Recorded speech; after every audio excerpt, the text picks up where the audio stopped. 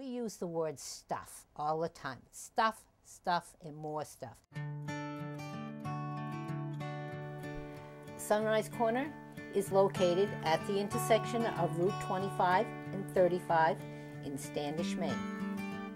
We have 3 buildings, the 1810 house, the fire barn, and a 2-room schoolhouse. Ladies who come in, usually in carloads, 2 or 3 or 4 together, out for a day, out for lunch, will come here and you'll hear them in the building saying, "Oh, my grandmother had one of those. Who has it? Which one of you got it?" Or, "I can remember when my grandmother cooked with this piece."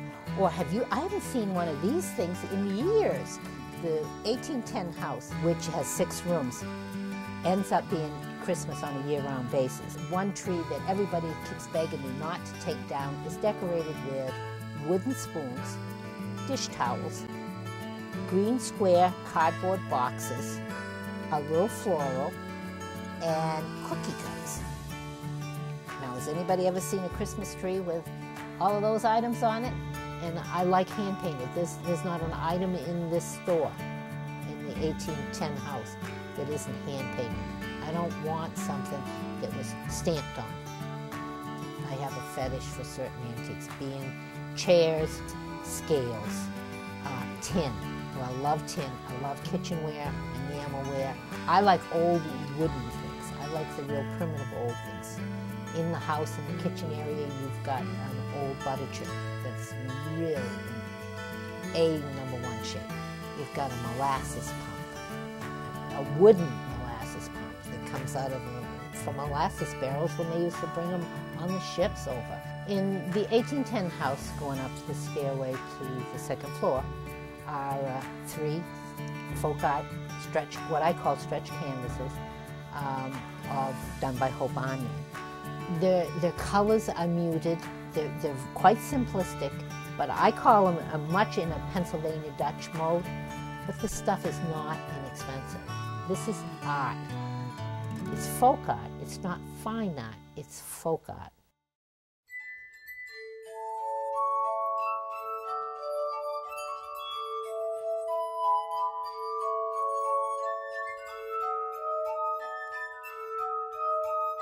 And in the Victorian room, we have those things that go along with the 1842 wallpaper.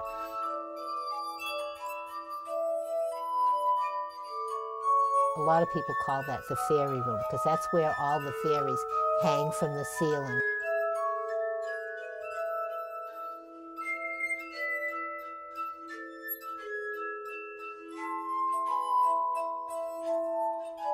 And the antique linens, and the table, and the fireplace. There's a mannequin in there with an old wedding dress on it. It's very magical.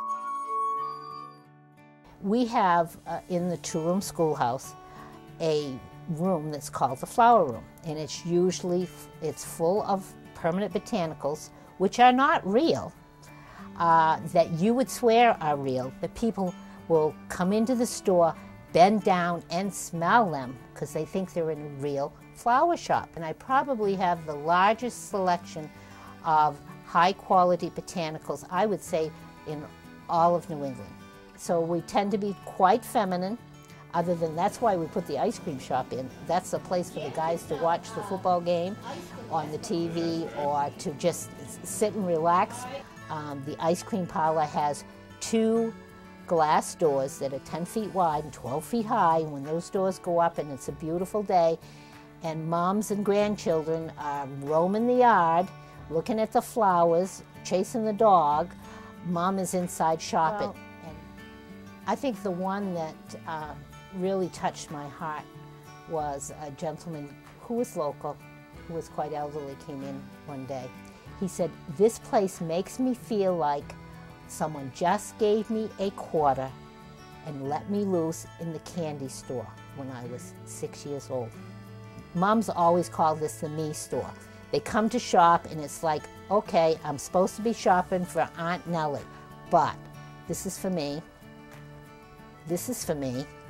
So it's a joke. We call it the me store. We go to the me store to buy Aunt Nellie a gift, but we go out with more for me than we do in gifts.